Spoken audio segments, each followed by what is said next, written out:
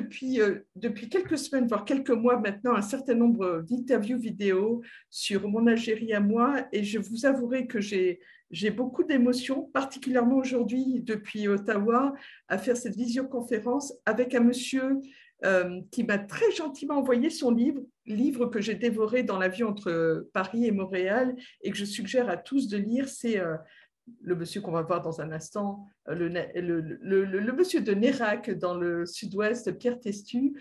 Lot-et-Garonne. Lot-et-Garonne nous permet aujourd'hui d'évoquer ses souvenirs algériens, son histoire algérienne au travers d'un livre qu'il a commis l'année dernière, Pierre, hein, si je ne dis pas de bêtises.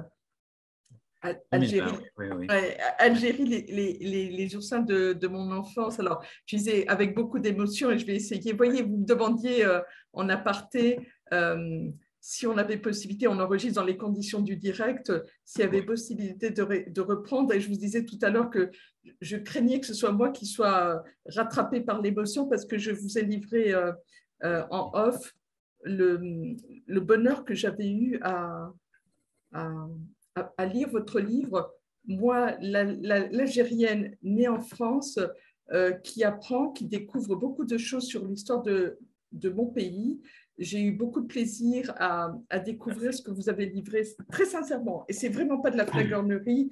On apprendra à se connaître pour que vous sachiez que ce n'est pas du tout effectivement de la pommade que j'essaie de passer. J'ai découvert dans ces 226 pages une histoire algérienne, mais apportée de manière très subtile et très intelligente.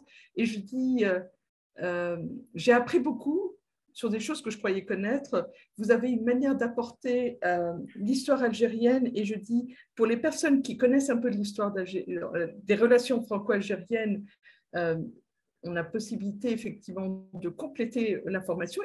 Et pour les personnes qui connaissent rien de l'histoire entre la France et l'Algérie, je conseille vraiment Algérie, les oursins de mon enfance. Donc, je disais, on est du côté de Nérac aujourd'hui. Alors, du vieux Nérac, on est au vieux Nérac. Oui. La nuance est de mise puisque l'édition est faite par les Amis du vieux Nérac. Oui. L'édition d'Albrecht, c'est une association des Amis du vieux Nérac qui ont voté l'édition de mon livre. Voilà. On va les remercier d'ailleurs. Pierre Testu, vous êtes né le 1er septembre 50, ça tombe bien. Alors, je vais vous le dire en kabyle, un mouli amgaz, happy birthday, puisque Sana Hilwa, je crois, on dit en arabe. On est en 1er septembre. Vous êtes né le Par hasard. ah oui, alors on peut le dire, hein, c'est vraiment le hasard qui a fait que quand je vous ai proposé de faire cette interview le 1er septembre pour des convenances personnelles, vous m'avez gentiment dit c'est mon anniversaire le 1er septembre. Effectivement, Pierre Testu, né le 1er septembre 50 à Neuvy en Algérie. Pendant les vendanges. Oui, on va voir il y a cette partie d'histoire que je découvre.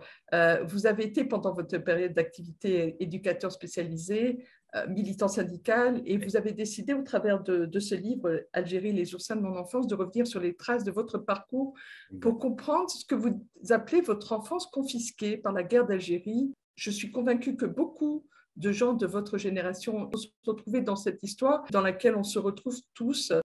Et je voudrais faire partager ce bonheur que j'ai eu à lire ce livre, cette complicité que vous nous faites partager. Et première chose, Pierre, vous, l'enfant de Novi, donc Novi pour les personnes qui ne connaissent pas, c'est en Algérie, c'est dans la région algéroise, la banlieue algéroise, on pourrait dire aujourd'hui, à côté de Cherchell. À côté de Cherchell, à côté de Tipaza, 105 km à l'ouest d'Alger. C'est voilà, entre Ténès et puis Alger. Ça s'appelle Sidi Rilès aujourd'hui. Hein. Maintenant, ça s'appelle Sidi Rilès. Depuis que je suis revenu en 2016, j'ai découvert Sidi Rilès. Alors, je suis à Novi. Oui. Algérie, les oursins de mon enfance. On peut imaginer, dans la subtilité du choix du titre, qu'il y a plusieurs significations, il y a plusieurs explications. Les oursins. Oui, la polysémie ne vous a pas échappé de ce titre. Et exactement, les oursins, c'est un point de liaison entre l'enfance et les adultes, parce que c'est des moments très forts, des moments de la pêche, de la chasse. À l'époque, c'était aussi des moments très forts, la chasse. Là, c'était la pêche aux oursins. Et donc, on allait sur des platiers, pas loin de Tipaza, hein, sur des platiers, c'est-à-dire des rochers plats, dont un particulièrement entre Hadjet el-Nous et Sidi Riles maintenant, qui s'appelle le Vaumarin. Pourquoi? Parce que c'était un rocher où traditionnellement on apportait le kabar, comme on disait, ou bien le couffin, pour aller faire des oursins. Alors c'était la fête. Pourquoi? Parce que le padre et le père sortaient la 203 camionnette, la vieille 203 camionnette. On montait tous derrière. Il y avait une grosse bouée, chambre à air, donc avec une espèce de corbeille qu'on mettait à l'intérieur. Et donc, il fallait ramasser les oursins à l'aide d'une fourchette. On décollait les oursins délicatement, mais c'était risqué un peu. Pourquoi? Parce qu'il y avait aussi des épines. Les épines d'oursin, il y a une caractéristique, c'est qu'il faut tout de suite les enlever. Pourquoi? Parce que c'est un foyer d'infection qui se crée. Donc, la polysémie, elle vient aussi de là, c'est-à-dire que, comment dire, on risque de se mettre une épine dans le pied, hein, et souvent, les pieds noirs que j'ai côtoyés ont parlé de l'Algérie comme un passé qui ne passe pas, et c'était leur épine dans le pied. Voilà. Oh, c'est génial. Et je voulais quand même rajouter le côté folklorique et puis amusant. Pourquoi? Parce que c'était la fête. C'était la fête. On apportait la coca qui est une spécialité algérienne et pied noir particulièrement. Donc, on dégustait la coca, on mangeait les oursins les pieds dans l'eau. Voilà. Et surtout, si on avait une épine dans le pied, on assistait à ma mère était spécialisée dans une opération de microchirurgie. Et D'extraction. tous les enfants, évidemment, faisions la queue pour passer devant elle et se faire enlever les épines dans le pied à l'aide d'une épingle désinfectée au préalable. C'était une opération de microchirurgie et ça nous faisait beaucoup rire parce qu'elle était tellement concentrée qu'elle tirait la langue en le faisant. Et donc... Voilà. Mais Bon. le dernier sens, pour la polysémie et pour cette métaphore un petit peu, bon, c'est que Tipaza, pas loin de Tipaza, le platier en question avait servi à construire la nécropole de Tipaza. Pourquoi? Parce que si vous regardez les photos, on voit bien que c'est découpé rectangulairement. Les rochers sont découpés et les Romains ont pu transporter, ces rochers jusqu'à Tipaza. Et donc, le Tipaza, la dernière, c'était La douceur de vivre de Camus, puisqu'il a écrit les noces de Tipaza, et il faisait souvent référence à l'insouciance et à la douceur de vivre. Oui, cette partie d'enfance innocente, bienveillante, heureuse. Bien sûr, on est dont on ne guérit pas finalement, Pierre. Oui, c'est exact. C'est-à-dire que, comme je chantais Jean Ferrat, je crois que c'est Jean Ferrat, et donc on ne guérit pas jamais de notre enfance. Il me semble que c'est Ferrat. J'espère essayer de guérir. C'est Guy Bedos qui disait « Je suis pied noir, mais je me soigne ». Et donc, c'est ce que j'ai essayé de faire sans penser avoir été malade sous prétexte que j'étais pied noir. Il y a une fierté qui est maintenue et qui sauve. Et qui a un sens. Mais cette enfance, en fait, oui. Vous disiez, ce livre, en fait, arrive à un moment, et pas par hasard, c'est un moment, effectivement, où vous avez besoin de faire un retour sur vous-même. Il y a eu un facteur déclenchant? Oui, j'ai commencé à écrire ce livre dans les années 2000. Alors, de façon très prétentieuse, je voulais écrire un livre sur la guerre d'Algérie. Voilà. Pourquoi? Parce que j'avais été peut-être, on va dire, traumatisé par un départ brutal. Et le souci était essentiel, était de reconstruire les circonstances qui avaient motivé un départ aussi brutal. Le 24 juin 1962, ma mère me réveille et je ne suis pas au courant de ce qui va se passer. Et donc, mes parents décident de m'emmener à Alger pour m'envoyer donc à l'écart de mon pays natal, par souci de protection un petit peu, beaucoup même, et par souci aussi de protéger les réseaux d'influence, parce que quand on est dans la rue, on capte tout, comme disent les jeunes maintenant, on capte tout. On a les disques durs tout neufs, et donc on traîne dans la rue, on voit tout ce qui se passe, et moi j'étais avec mes copains, que je cite dans le livre, Durnon, Moreau, Abderrahmane, Abdelkader, et nous préparions à cette époque-là les fêtes de l'indépendance. Et moi, j'avais l'habitude de le faire sans que ce soit les fêtes de l'indépendance, je ne comprenais pas. C'était les fêtes du Mouloud. Et on chantait dans la rue quand c'était les fêtes de Mouloud, qui est une fête religieuse. Avec les fameux pétards qu'on fait. Avec une boîte de conserve au bout d'un bâton et la bougie, et on chantait Mouloud ya Mouloud, Mouloud ya Arbi. Voilà. Donc, c'était ça. Vous chantez mieux que moi. Oui, parce il fallait y mettre le ton. Hein. Je peux le chanter, mais je ne garantis pas le résultat. Donc, j'assimilais un petit peu ces manifestations de joie, mais je ne comprenais pas trop pourquoi on préparait une fête particulière qui était celle du 5 juillet 1962, organisée, ce que disait le FLN à l'époque, hein, les soldats de la LN, c'était les scouts. Les scouts, donc ils avaient désigné les jeunes comme des scouts et ils les apprêtaient à manifester la fête de l'indépendance du 5 juillet 62. Je soupçonne fort mes parents d'avoir eu la prudence de ne pas me laisser embarquer dans des manifestations qu'ils ne partageaient pas ou qui n'étaient pas peut-être souhaitées. C'est-à-dire que ça faisait désordre. Oui. Ça faisait un peu désordre dans la famille. Voilà. C'est là où on parlait de l'innocence de l'enfance. Et bon, et c'est pour ça que j'ai tenu dans ces souvenirs à raconter la petite histoire dans la grande et à me détacher un peu de cette espèce de prétention à vouloir construire un livre sur la guerre d'Algérie. Il se trouve que à l'époque, éducateur, j'avais rencontré des personnages et j'étais syndicaliste parce que nous pensions à l'époque que si nous améliorons le sort des éducateurs, nous améliorons aussi le sort des enfants en priorité. Et donc, c'était par rapport aux effectifs en particulier. Hein. On était en sous-effectif, on faisait des nuits, on faisait... Bon. Bref, j'étais engagé, mais représentant du personnel, d'une association, délégué syndical CGT, et puis c'était une activité militante qui m'a amené à connaître des personnages qui ont croisé mon histoire, comme Henri Alleg. Henri Alleg, et que j'ai croisé dans les années 2000. Nous avions été avec la maison d'enfants Concorde de Nérac.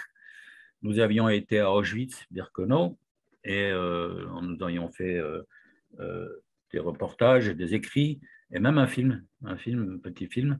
Donc, j'étais sensibilisé par la question, non pas, aucun rapport immédiat avec la guerre d'Algérie, mais c'était plus pour comprendre l'approche qui était faite militante et syndicale de ces activités auprès de la jeunesse. Voilà, des engagements. Ouais.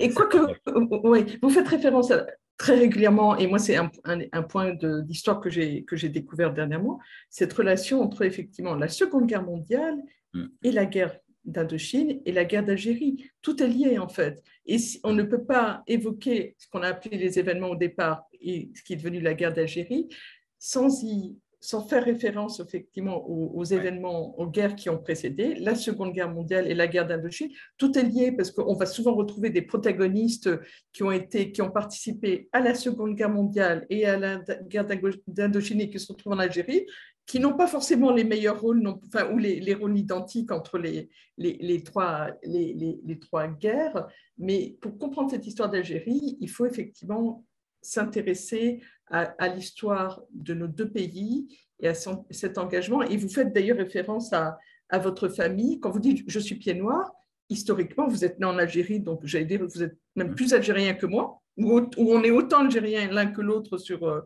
J'ai vécu durant 11 ans.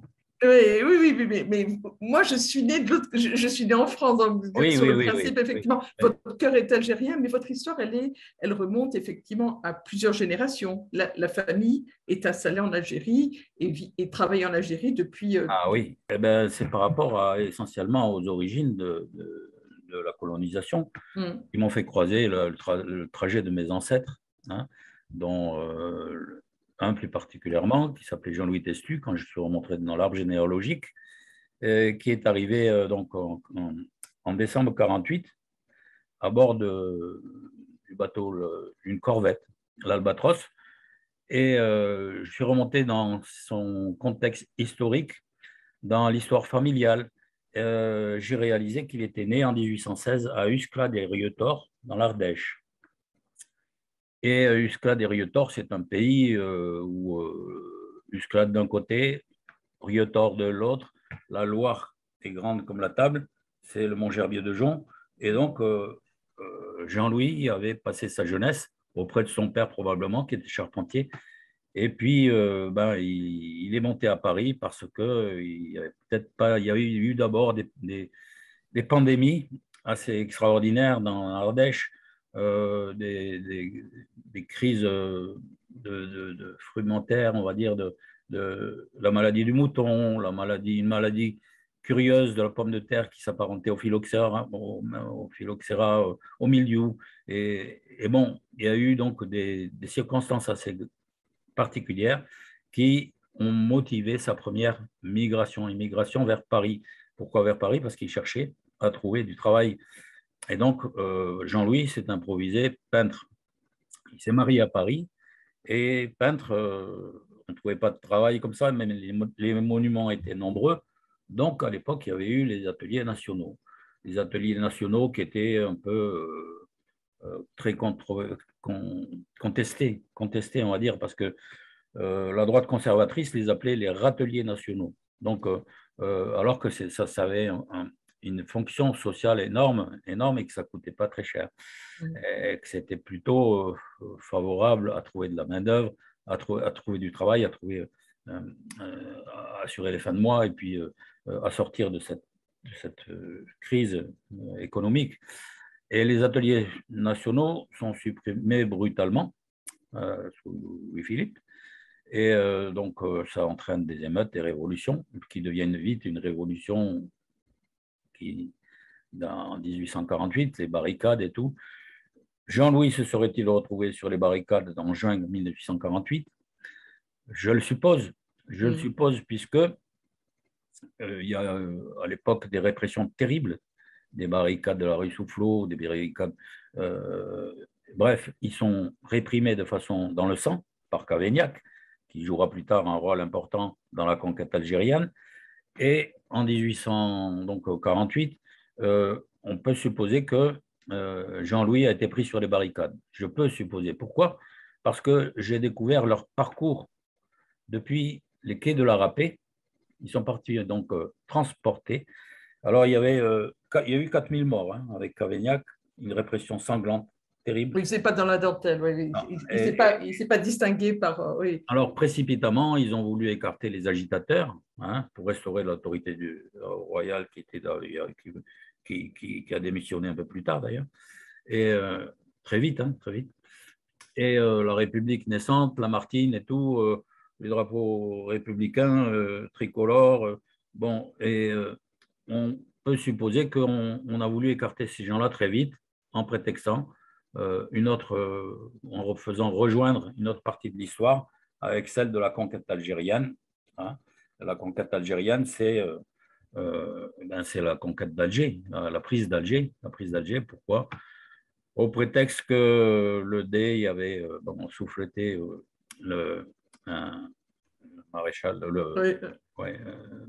Hussein Dey, avec le fameux coup de soufflet. Voilà, exactement, le coup de la voilette. Alors, le motif, c'était une dette ancienne sur le blé venu des campagnes napoléoniennes qui n'avait pas été réglée.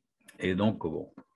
Après, le deuxième motif, c'était aussi pour mater un petit peu l'activité des corsaires et des pirates dans le bassin méditerranéen. Mais surtout, c'était pour redorer le blason d'une république naissante, mais en même temps d'un roi qui venait de s'effondrer. Et la prise d'Alger n'a pas fait dans la dentelle parce que, comme le raconte Pierre Péan dans son livre, c'était un hold-up. Il y a eu 4 milliards de prix, de l'or, je ne sais combien, de 200 tonnes d'or. Oui, sous des motifs fallacieux en plus. Oui, longtemps les gens ont cru qu'au motif de la colonisation et d'un pays qu'on présentait comme un pays en friche, en fait, il y a eu une usurpation effectivement dès le départ.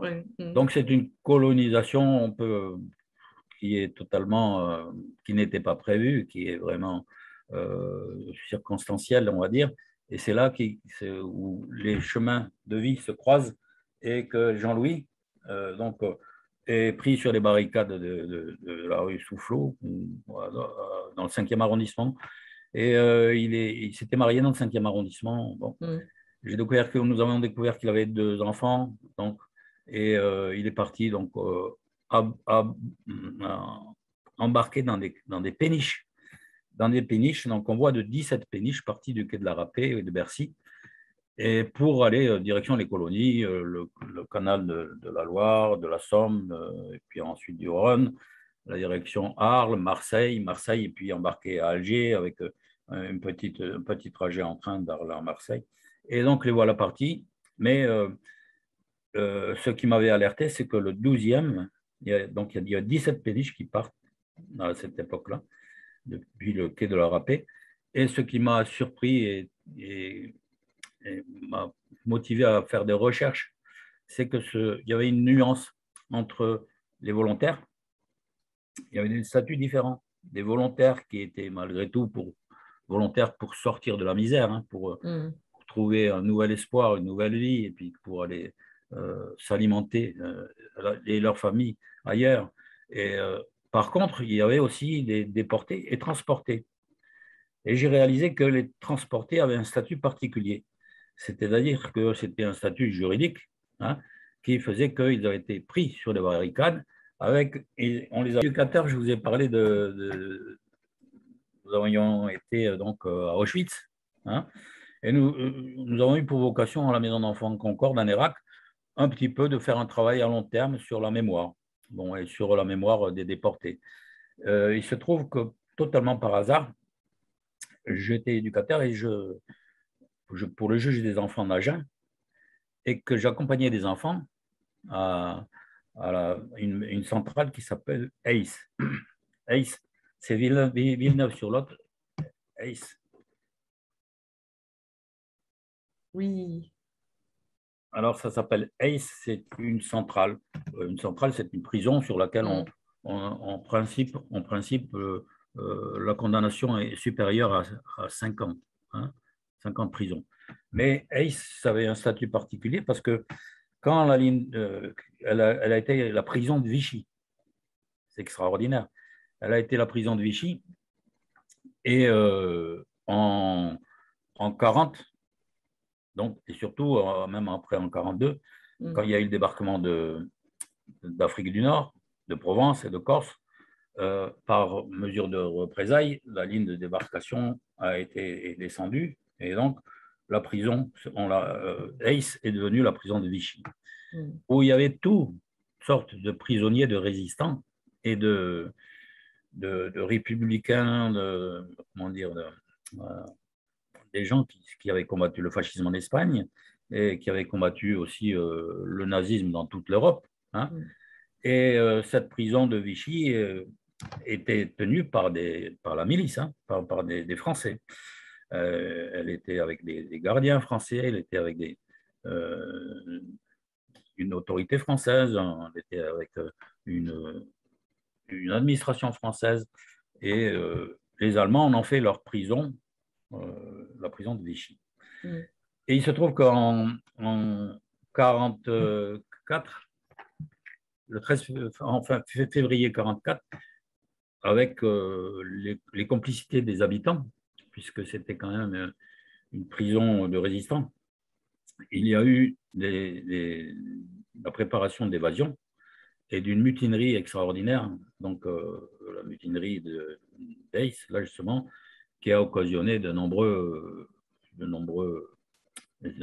évasions, mais qui ont été, par Darlan en particulier, hein, qui ont été réprimées dans le sang et qui ont été surtout réprimées par la condamnation de 12 en février 1944, 12 mutins sont condamnés à mort et fusillés sur le mur de la prison d'Ace. Donc, je passais moi là, j'allais avec des enfants voir leurs parents, qui étaient devenus une centrale ordinaire, hein, puisque ça n'avait rien à voir avec Vichy. C'était une centrale de l'administration judiciaire française, hein, comme on en voit partout, comme des maisons d'arrêt. Mais là, c'était une centrale.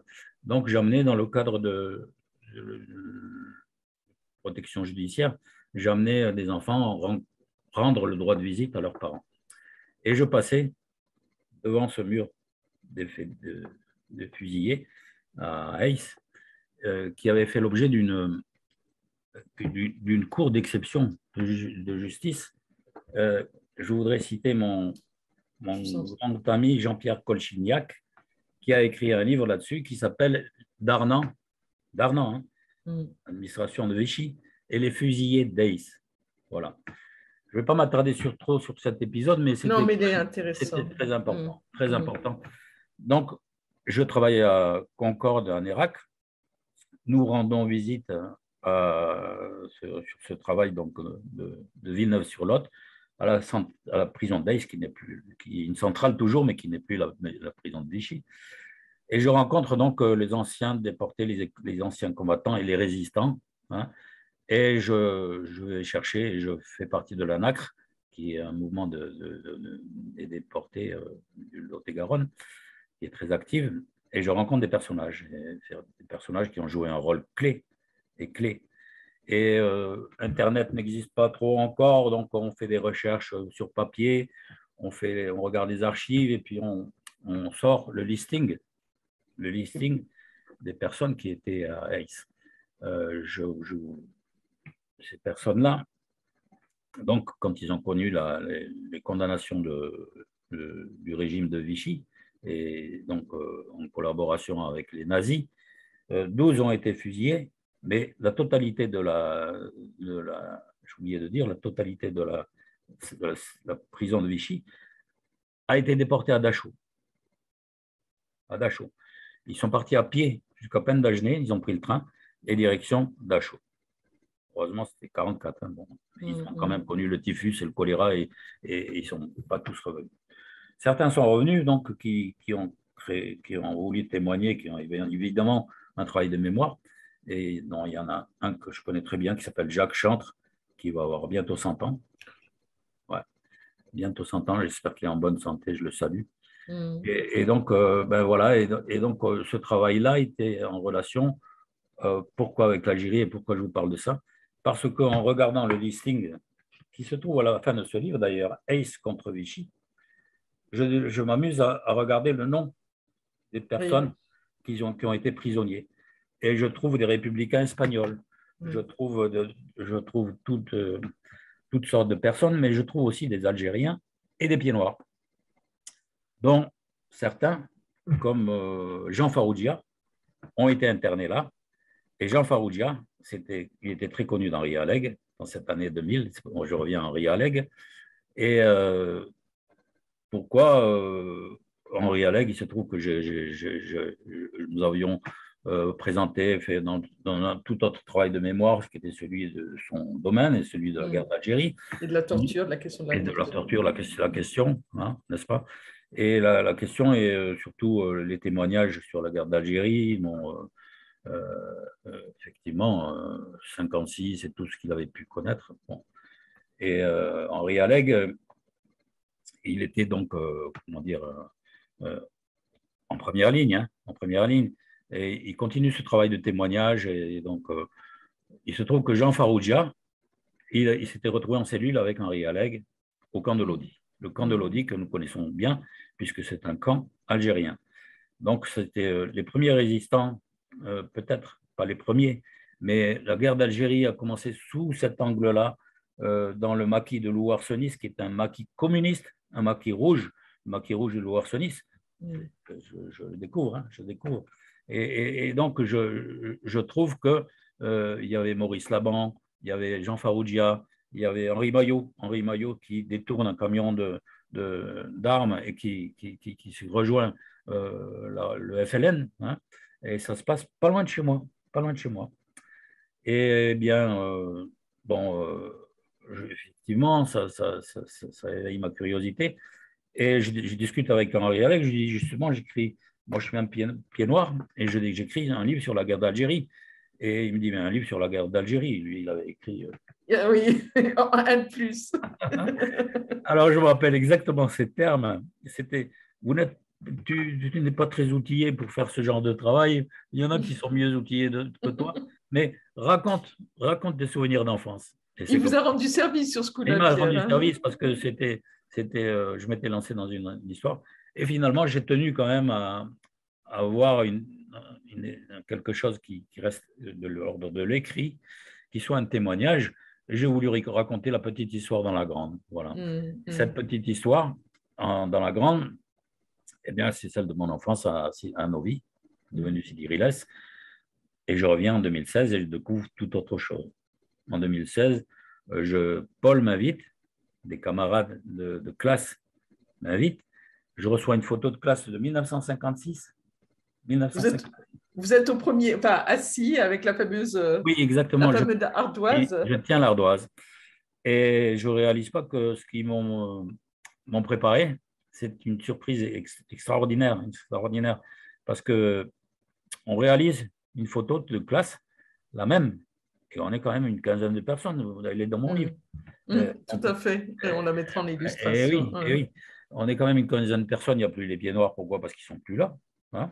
Il n'y a plus, donc, il y a des personnages qui sont décédés. Hein. Et malheureusement. Et donc, bon, mais quand même, la fête est extraordinaire. C'est-à-dire qu'on arrive à faire revivre l'enfance, cette enfance algérienne, ces amitiés qui sont nées dans la guerre.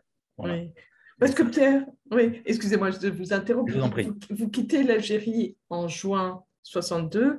J'imagine qu'au moment où vous partez, parce que vos parents ont pris toutes les précautions, Oui. vous ne mesurez pas, et vous êtes un jeune adolescent, vous avez 12 ans, vous ne mesurez pas effectivement l'impact sur votre vie. Et entre 62 et 2016, vous ne remettez pas les pieds en Algérie. Non, je fais ma vie avec une adolescence, une enfance, une préadolescence, une adolescence difficile. C'est peut-être pour ça que je suis devenu éducateur spécialisé, je ne sais pas. Mais c'est vrai que bon, s'adapter à une nouvelle culture, il y avait aussi une espèce de racisme, hein, il faut le dire. Hein, Merci de l'évoquer, oui.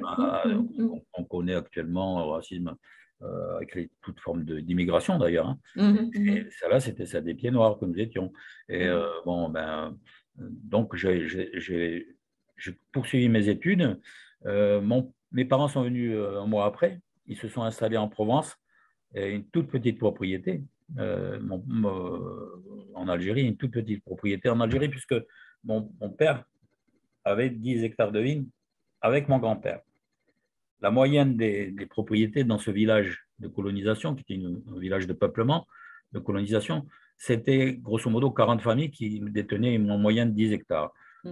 Peut-être la plus grosse fortune du village devait avoir 40 hectares. Voilà. Donc, tout ça pour faire une parenthèse et expliquer. Oui. Ouais. Et vous partez, donc il se passe 54 ans. Donc, je pars, je raconte ce voyage. Je pars à bord du Kérouan, je débarque à Marseille, et Marseille, direction les Alpes de Haute-Provence, chez les curés qui sont dans un village de Siradan, exactement, qui existe toujours, hein, et qui est un village de curés particulièrement intégriste, hein, c'est-à-dire que c'était Monseigneur Lefebvre et compagnie et donc déjà pas détendre. Non, mais déjà l'intégrisme religieux, il n'existe pas que dans un sens. Et c'est vrai, bon, il existe dans toute forme de pensée qui se veulent uniques. Et donc, effectivement, bon. Donc, je suis là, je reste 3 mois.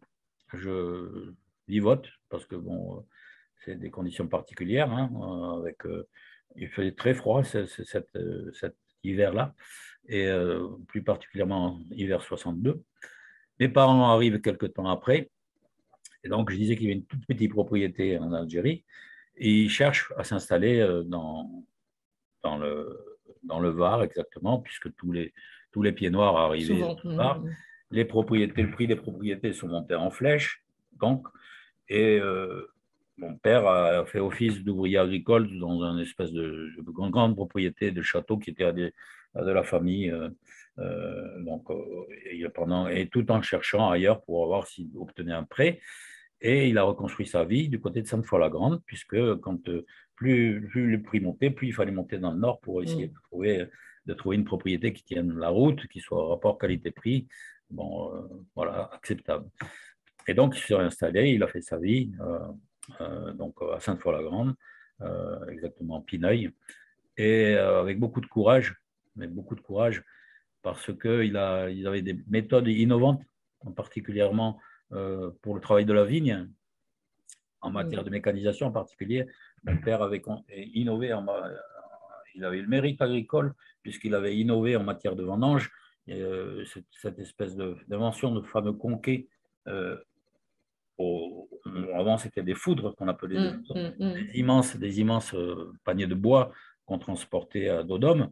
Et donc, mon père, en Algérie, se pratiquait déjà le tombereau à vendange à bascule, qui, au lieu de transporter, il tombé dans un conquet souterrain qui était creusé dans le sol avec des mécanismes qui montent la vendange. Donc, c'était révolutionnaire, au point que tout dans le coin, c'est vrai, à Pineuil, mon père s'est très bien intégré. Il a eu une belle vie de vigneron, qui a été récompensé en particulier avec des médailles d'or en 82, qui est l'année du siècle. Voilà. Et donc, moi, j'ai poursuivi ma vie, j'étais étudiant bien avant, et j'ai fait mes études d'éducateur spécialisé à Toulouse. Et donc, j'ai travaillé depuis 78 à Nérac auprès des enfants dits cas sociaux, qui est de toutes sortes de handicap et de difficultés, on va dire. De parcours de vie difficile, effectivement, Voilà. de démarrage de vie. Y compris beaucoup d'enfants de communautés harkis, hein, y compris beaucoup d'enfants de communautés algériennes qui étaient venus en France autant par hasard que moi, et donc qui sont aussi bien que mal, tant bien que mal intégrés, dont les familles étaient aussi en grande difficulté. Et donc, ça m'a permis d'avoir une approche totalement différente, parce que j'allais au camp de Bias. Le camp de Bias, c'est pas loin de Villeneuve-sur-Lot encore, c'est totalement différent. Et Villeneuve-sur-Lot, donc, c'était le camp de Bias où j'allais parfois aussi. Hein. Et c'était des conditions de vie particulières, et avec militaires. On est en 62, hein. Il y a le lever de couleur le matin. Bon, on a parlé de protection, mais je me demande quelle forme de violence ont pu subir ces gens-là et ces enfants sont tombés aussi dans des difficultés immenses et qu'il a fallu épauler au niveau éducatif à tous les niveaux pour pouvoir. Voilà.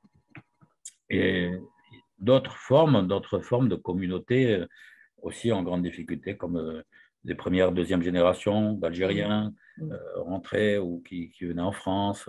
Voilà.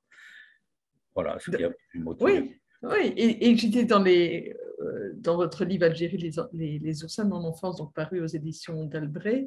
Vous évoquez vraiment de manière différente par rapport à tout ce que j'ai lu, cette situation qui n'est pas si simple que ça, dont on hérite aujourd'hui avec certaines difficultés, mais vous appelez un chat et vous n'êtes pas nostalgique, loin s'en faut, de cette Algérie française, et vous ramenez les choses à une réalité qui est, même si ce sont les yeux de l'enfant qui raconte avec avec des souvenirs très poignants, très précis, ce qui s'est passé, vous êtes là-dessus ferme, enfin, vous êtes définitif sur le fait que vous dites de toute façon, il fallait sortir de cette situation d'une manière ou d'une autre. Oui, c'est exact, oui. Pas d'une manière ou d'une autre, il fallait en sortir. Bien sûr qu'il fallait en sortir et il fallait aussi reconstruire et puis vivre notre et vie. qu'on aurait pu éviter, Pierre, peut-être aussi la situation dans laquelle on s'est retrouvé les pieds noirs, entre autres, la situation inverse que les pieds noirs ont subi, les conditions dans lesquelles il a souvent fallu partir en laissant tout derrière soi. Vous dites qu'effectivement, c'est un rendez-vous manqué. Ça fait partie des rendez-vous manqués de l'histoire. Oui, on parle souvent comme ça, mais ce qui l'emporte, malheureusement, c'est des éléments négatifs. C'est-à-dire que beaucoup d'ouvrages ont existé. Le 13e convoi, c'est le nom d'un livre qui a été écrit par Jacques Roseau. Oui. On y reviendra peut-être. Par Jacques Roseau.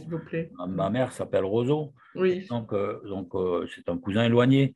Mais en faisant les mêmes recherches que lui un petit peu, j'ai trouvé un roman un roman idéal, qui c'est quelque chose que on axait beaucoup sur le fait que ces gens-là avaient le goût de l'aventure, le goût de pionnier, le goût du départ et de reconstruire un Éden, une autre vie. Et ça s'est pas passé, qu'ils avaient défriché de leurs mains et qu'ils avaient, malheureusement, ça s'est pas passé exactement comme ça, ce que je découvre en 2016. En 2016, je suis donc invité par mon cousin Paul, qui est le dernier des Mohicans, qui s'intitule comme ça lui-même parce que c'est un personnage haut en couleur. Qui est resté en Algérie, lui. Hein. Il est resté en Algérie, il vit à Sidi Riles. Il a failli devenir, je ne vais pas le dire parce que ça va le vexer, mais il aurait pu. Il aurait pu devenir maire, voilà ce que j'ai entendu. C'est rigolo.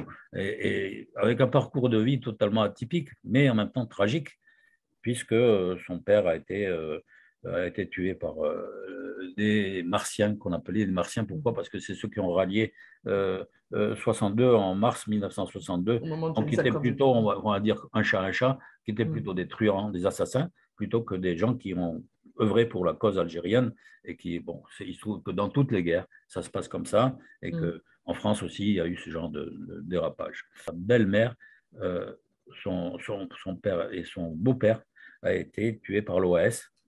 Donc, c'est un personnage qui s'est obstiné. Il était professeur d'histoire géo au lycée Bugeaud d'Alger. Il avait fait sa thèse sur Sidi Riles, de Novi à Sidi Riles, et donc il était au fait de l'agriculture, il était au fait de la vie agraire dans la région, et il m'a fait découvrir beaucoup de choses. C'est un voyage initiatique que j'ai fait, puisque indépendamment de la photo folklorique dont j'ai parlé tout à l'heure, je reviens à une toute autre réalité qui me sidère. Pourquoi? Parce que je réalise l'histoire de la conquête. Je réalise que où il m'amène, Paul, c'est au-dessus du village, dans un village qui s'appelle Sidi Simian, où c'est le mausolée de Sidi Simian, et je réalise que c'est là que s'est jouée une grande partie de la conquête algérienne. La patrie de l'émir Abdelkader. La patrie de l'émir Abdelkader. Pourquoi? Parce que après le traité de la Tafna, la guerre reprend parce que bon, les portes de fer ont été passées par les Français. Donc en 1943, l'émir Abdelkader revient dans la région et il entraîne tous ses lieutenants, donc Amis El Moun, les Hadjout en particulier, les menaceurs et d'autres tribus, donc à se battre contre Bugeaud et Saint-Arnaud à l'époque, et puisque c'était Abdelkader qui était assis sur les hauteurs de Sidi Simian, du mausolée où nous sommes, et on voit que c'est là qu'Abdelkader supervisait les batailles contre Bugeaud. Je suis resté absolument abasourdi. Pourquoi? Parce que c'était quand même, je n'avais pas eu vent de cette conquête. Et les représailles ont été terribles, au point qu'on est loin de la version édulcorée qui consistait à dire on a défriché des palmiers nains et on a... Non, il y a eu des séquestres. Le séquestre, comme je disais tout à l'heure, comme le terme de transporter, c'était un terme juridique. Un terme juridique pour dire qu'on confisquait les terres. C'est ça, voilà. Confisquait sur des terres, des biens, enfin des biens de manière générale. Voilà. Oui. Et c'est pas des versions qui peuvent être contestées. Pourquoi? Parce que c'était dans... Les Français avaient coutume d'écrire tout ce qui se passait dans l'armée à l'époque, et peut-être encore maintenant, mais on ne le sait pas. Et il y avait un ouvrage qui s'appelle Le Moniteur algérien, dans laquel Saint-Arnaud s'extasie devant cette plaine qui est riche en agrumes, qui est riche en blé, qui est riche en orge, qui est riche. Et il se dit quel beau pays. Quelques années plus tard, il écrit qu'il dépasse en barbarisme, tout ce qu'on peut imaginer, puisqu'ils ont pillé, brûlé tout pour combattre Abdelkader et pour mater ses révoltes. Et dans cette guerre qu'avaient relancée les troupes d'Abdelkader, et en particulier dans la vallée de Misselmoun, et sur le hauteur de Sidi Riles. Et la guerre avait repris de façon terrible. Et c'est là que je réalise que les terres ont été vraiment distribuées à cette colonie de peuplement.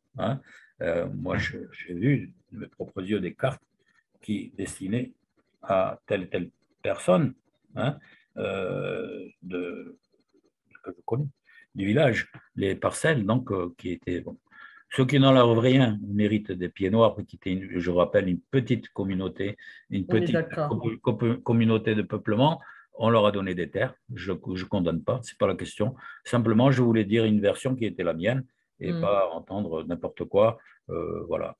Ensuite, communautarisme, justement, c'est quand Benjamin en parle, Benjamin Stora on parle dans les passions Les douloureuses. passions douloureuses, oui, Voilà. tout à fait. Ce n'est pas les passions douloureuses, il parle de la communautarisation des mémoires. Et c'est là que je réalise que dans ma communauté, il est interdit de dire, il est interdit de voir, il est interdit d'entendre. Et ça me fait tristement penser aujourd'hui, il y a des choses qu'on vit actuellement. Hein. J'ai entendu l'autre jour, ça n'a rien à voir avec les pieds noirs, loin de moi cette idée, mais cette façon de penser est terrible, est terrible.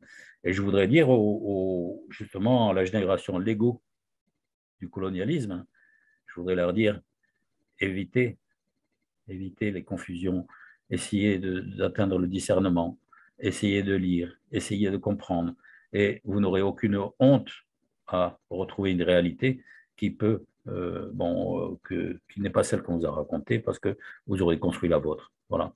Et c'est vrai que bon, quand on pense qu'on pouvait pas, on doit la communautarisation la communauté pied noir, c'est particulièrement fermé. C'est particulièrement fermé. Pourquoi? Parce que les nostalgiques, Je pense à eux. Ouais. les gens qui sont dans le regret. Alors, je respecte les martyrs, je respecte les morts et je respecte toutes les souffrances qu'ils ont pu endurer. Hein. Je revois toujours mes grands-parents à Marseille assis sur des caissons de bois à 72 ans qui ne savent pas où ils sont. Hein. Mais bon, là, je parle de la communauté pied noir qui a voulu, au lieu d'éduquer de façon considérable, de façon convenable, je veux dire, qui a fait impasse justement qui a voulu faire impasse volontairement sur des informations qui auraient pu apprendre aux jeunes à la réalité des choses. Je voudrais de dire que… Oui, pardon. J'allais dire, Pierre, et c'est la même chose, les propos que vous tenez par rapport à la communauté pied noir, les mêmes propos peuvent s'appliquer effectivement aux Algériens, dans la mesure où quand on ne connaît pas l'histoire, où Benjamin Stora parle même d'anachronisme, quand on réécrit l'histoire, les dangers sont là, parce que justement, on entretient une haine. Dette mémorielle. Oui, dette mémorielle, parce qu'on voudrait prendre, en Algérie, on voudrait prendre faire basculer dans une mémoire qui paralyse tout le monde, et qui évite de construire l'avenir. Et ben voilà, c'était le problème de la communautarisation, celle des harkis même, hein, celle des immigrés espagnols, celle des juifs aussi, hein, et celle de toutes les communautés. Et bon, je parle de la mienne. C'est vrai que on a grandi dans le silence. On a grandi en regardant les gens vivre. C'est-à-dire qu'on a grandi une enfance confisquée, j'ai dit tout à l'heure, mais une conscience confisquée aussi. C'est-à-dire que petit à petit, on ouvre les yeux et on se dit, mais qu'est-ce qui s'est passé dans ce pays? Et moi, je vais vous lui raconter à l'enfant qui regardait les montagnes et qui disait, qu'est-ce qui se passe dans ce pays? Je vais vous lui raconter cette histoire. Voilà. Et on était bien loin de ce que j'avais pu lire dans certains romans où, certes, on parle d'amitié, on parle de fraternité, mais on évite les sujets qui fâchent. Au point qu'on tombe facilement dans le regret, dans la haine aussi, hein, et dans la revanche. Il y a des pieds noirs, si on prend une branche extrême des pieds noirs, qui disent qu'ils sont repliés en Algérie, en France. En France. Ils sont repliés en France. Donc, mais où on va? C'est-à-dire que je fais partie d'une communauté qui était plutôt modérée, mais qui était, je l'ai dit tout à l'heure, des petits colons d'Algérie, une colonie de peuplement. Et avec une moyenne de territoire agricole très réduite. Mais bon, pourquoi, je pose la question aujourd'hui, pourquoi ont-ils identifié leurs intérêts au grand seigneur de la Mitidja? Je ne sais pas. Est-ce que j'aurais réagi de cette façon en grandissant dans ce pays? Je ne sais pas. Toujours est-il que dans mon village, en faisant des recherches, j'ai connu des gens qui se sont opposés. Et je connais plein de pieds noirs qui s'appellent testus et se sont opposés, mais au colonialisme, au colonialisme tel que on peut le connaître, qui est la domination d'un peuple sur un autre, c'est-à-dire la domination de l'homme par l'homme. Et c'est vrai que bon. Mais c'est un message que je fais passer aux jeunes. Allez chercher les choses. Faites preuve de discernement. Faites preuve de curiosité. Allez vers l'autre. Essayez de comprendre. D'accord, on va vous dire oui, mais il y a eu des morts dans notre communauté. Qu'est-ce que fait? On va te culpabiliser. Et c'est là qu'on va faire sortir le fameux argument de la repentance. C'est-à-dire que celui qui veut dire les choses est taxé d'un procès en diabolisation qui s'appelle la repentance. Alors que les mêmes qui parlent de repentance n'ont pas fait leur autocritique par rapport à des périodes sombres comme Vichy, comme on a parlé tout à l'heure. Oui. Oui, 54, ça correspond, le 8 mai 54, ça correspond au 8 mai 1945. Ouais. Bizarrement. Vécu différemment vécu différemment. Mais c'est curieux parce que l'histoire, c'est l'histoire de deux systèmes qui ont vécu, qui sont complètement à l'agonie. Et bon, on a voulu reproduire en Algérie ce qu'on avait perdu au Vietnam. Et avec des gouvernements qui ont parlé d'événements au lieu de parler de guerre, qui ont mis des mots différents. Un silence d'ailleurs pendant un moment, on évoque. Un silence total. Et puis après, qui ont pratiqué l'ostracisme, qui ont pratiqué aussi la disqualification de beaucoup de pieds noirs qui étaient humanistes. Il y en a eu beaucoup. Il y a eu ceux qui ont combattu, certes, mais il y a eu aussi de l'école de Saint-Vincent de Paul, parce que c'est l'adepte de Saint-Vincent de Paul. Et lors de je les ai rencontrés à Alger avec une chance inouïe, parce que j'ai pu manger avec Monseigneur Tessier et avec Monseigneur Tessier. Et ben voilà, et puis donc pendant le cours du repas, il racontait ses visites avec Paul, Faisant. Il racontait ses visites au monastère de Tibérine. Et donc, le père Chargé qui avait fait, qui ont fini comme on le sait. Mais ils allaient faire leur retraite avec les moines de Tibérine. Les moines trappistes, oui. Voilà.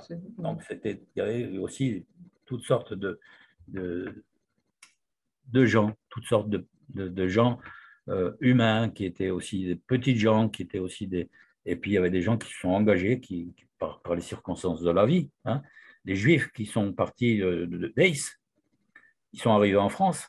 Quand ils étaient à Aix, on leur avait supprimé le décret Crémieux en 1871. Ils se sont retrouvés dans une armée française et ils n'avaient plus la nationalité française.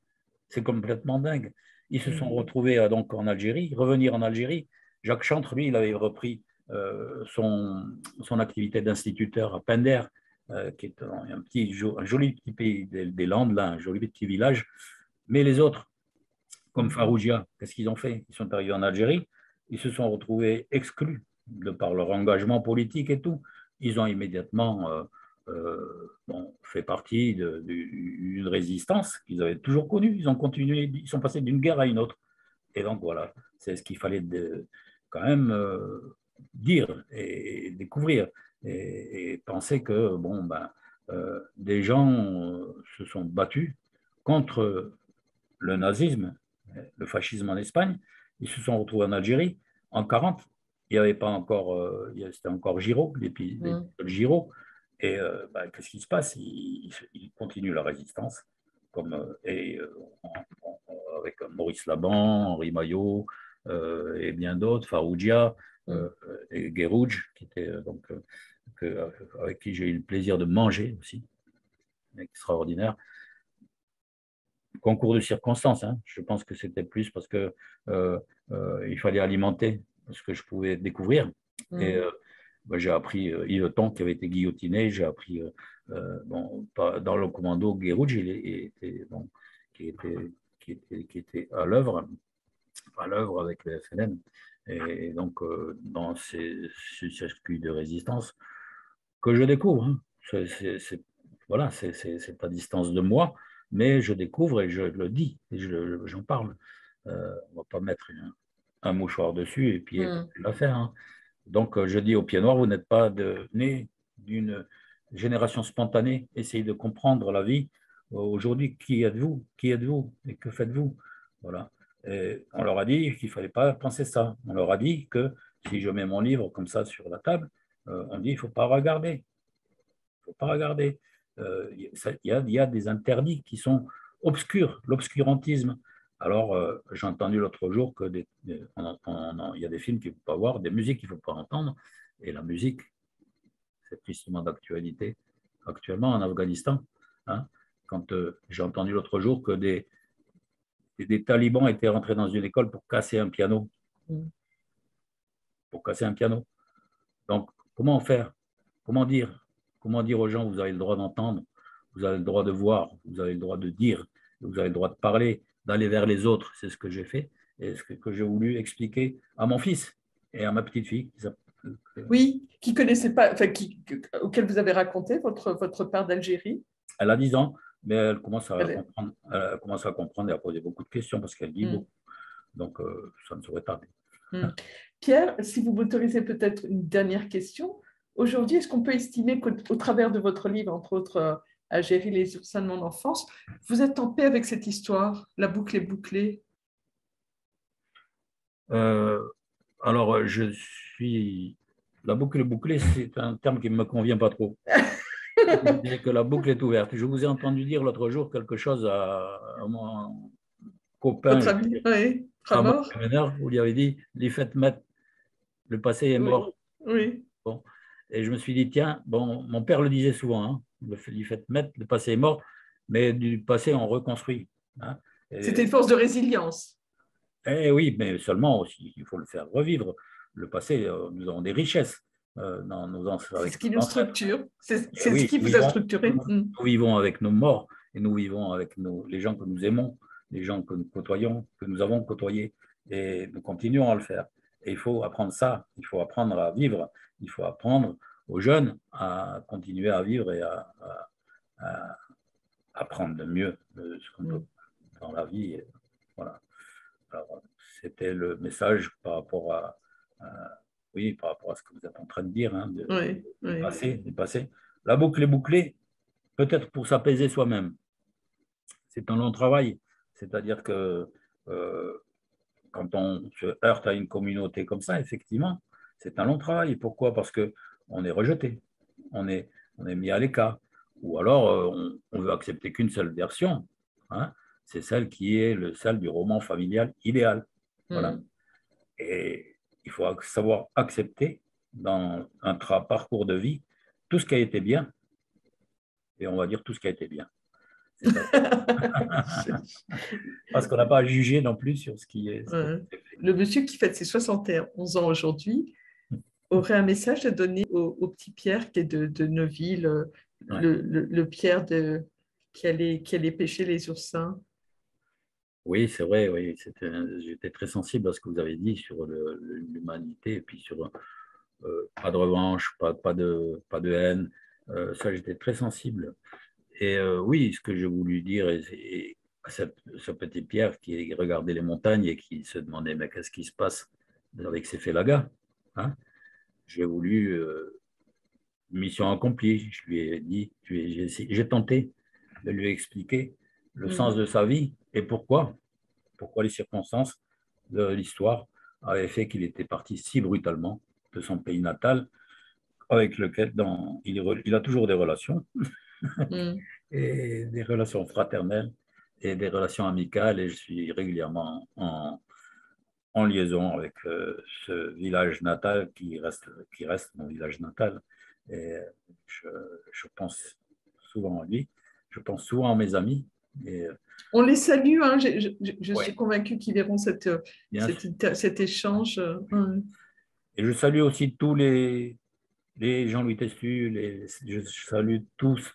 C'est une leçon de piété filiale que je voulais donner aussi par rapport au respect de mes ancêtres qui ont été transportés, transportés, c'est un terme très fort, c'est un terme, Qui a beaucoup de sens dans votre le histoire. premier enfant de Jean-Louis Testu a été le premier enfant mort dans le village. Il avait 1 ou 2 ans.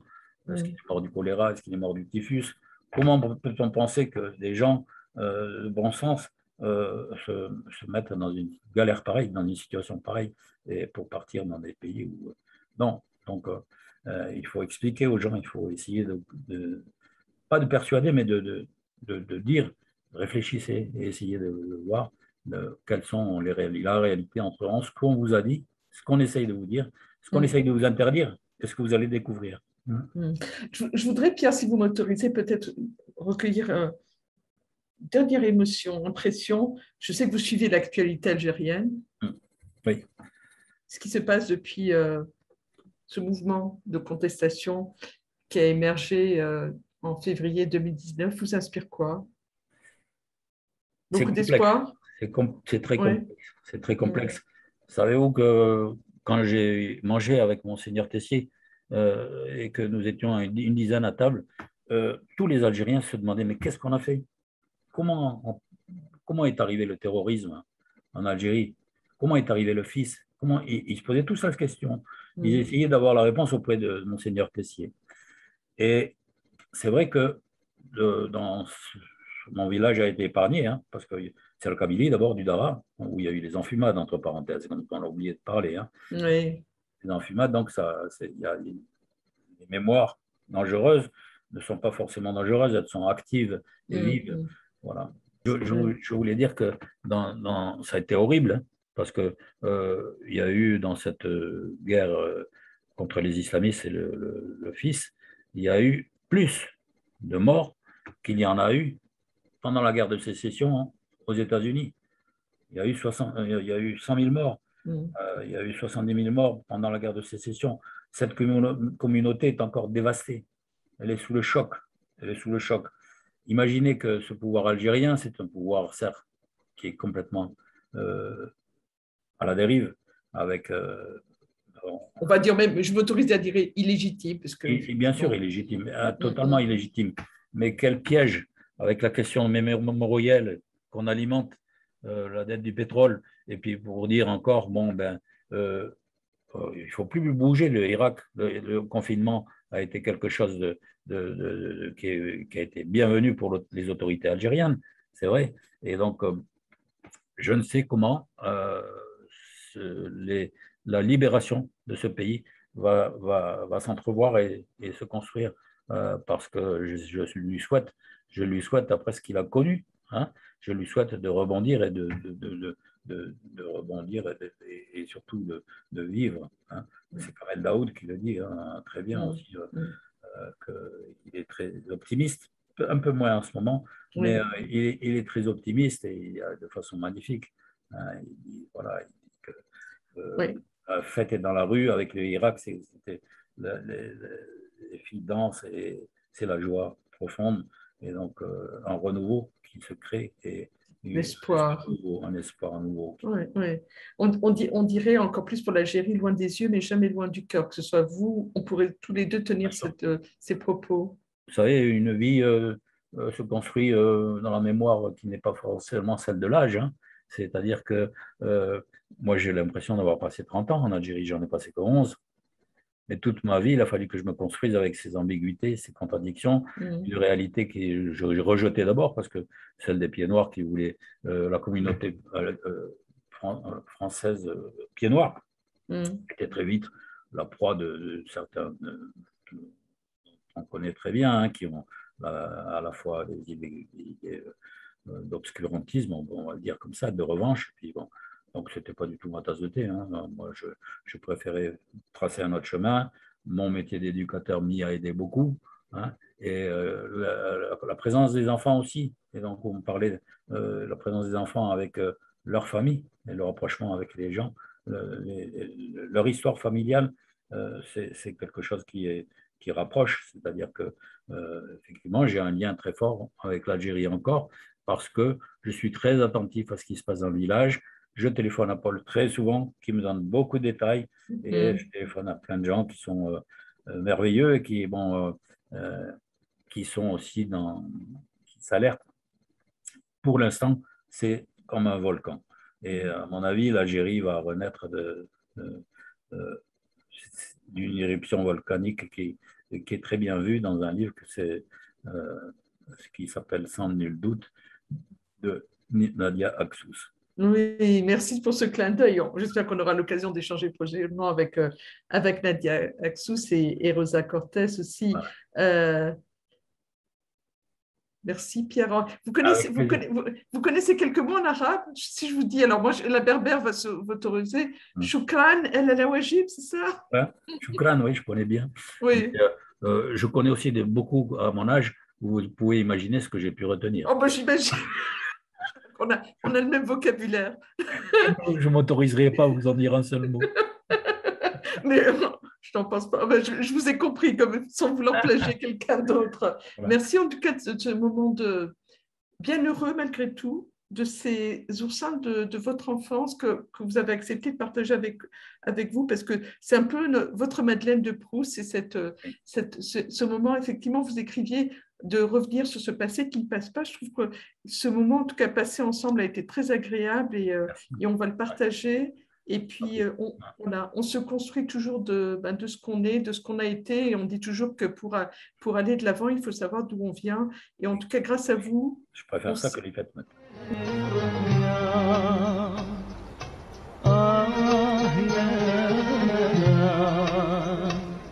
Ah, yeah.